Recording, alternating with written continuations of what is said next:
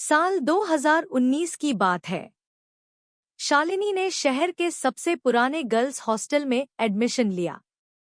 College तो नया था, लेकिन हॉस्टल का नाम सुनते ही लड़कियां सहम जाती थीं। Rajiv Nagar girls hostel.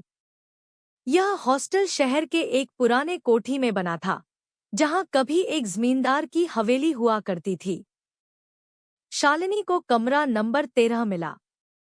Hostel की वार्डन ने भी कहा, इस कमरे में कोई नहीं रुकता, पर अब रिनोवेशन हो गया है, डरने की जरूरत नहीं।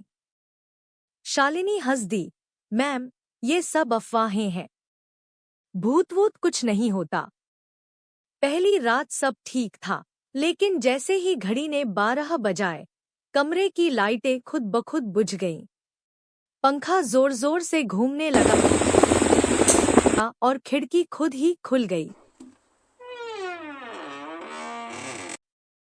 शालिनी ने सोचा बिजली गई होगी, लेकिन हॉस्टल की बाकी लाइट्स जल रही थी। दूसरी रात उसे किसी के रोने की आवाज आई, एक लड़की की सिसकियां। उसने दरवाजा खोला लेकिन कोई नहीं था। परंतु जब वह वापस मुड़ी, तो उसके बेड पर खून से लिखा था, निकाल जा, यह मेरा कमरा है। शालिनी डर गई, पर मन को समझाया कि शायद किसी ने मजाक किया होगा। तीसरी रात उसकी दोस्त निधि उसके साथ रुकने आई। रात के 2 बजे के आसपास दोनों ने देखा कि वॉशरूम की लाइट अपने आप ऑन हुई और दरवाजा धीरे धीरे खुला।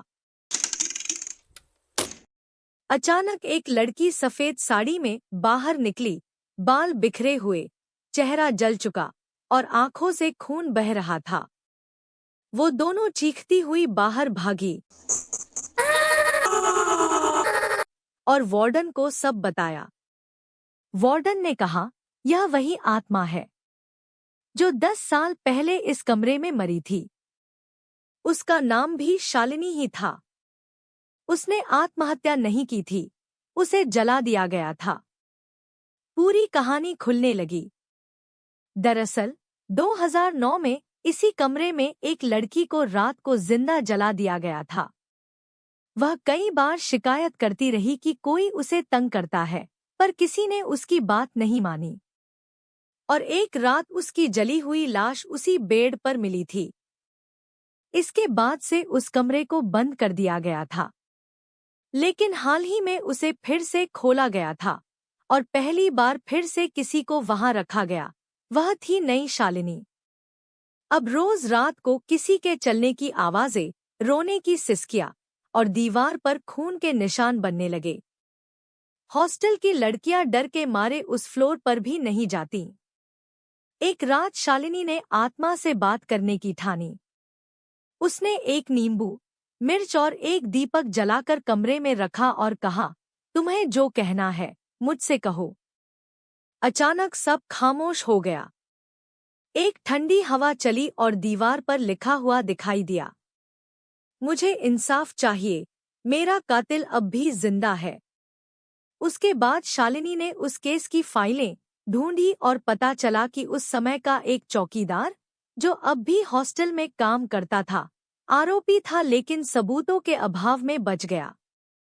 शालिनी ने पुलिस में शिकायत दर्ज करवाई और नए सबूतों के आधार पर आरोपी को गिरफ्तार कर लिया गया। तभी से उस आत्मा ने परेशान करना बंद कर दिया। लेकिन कमरा नंबर 13 अब भी खाली है, क्योंकि कोई नहीं चाहता उस डरावनी चुप्पी का सामना करना। क्या आप उस कमरे में रहना चाहेंगे? शायद नहीं,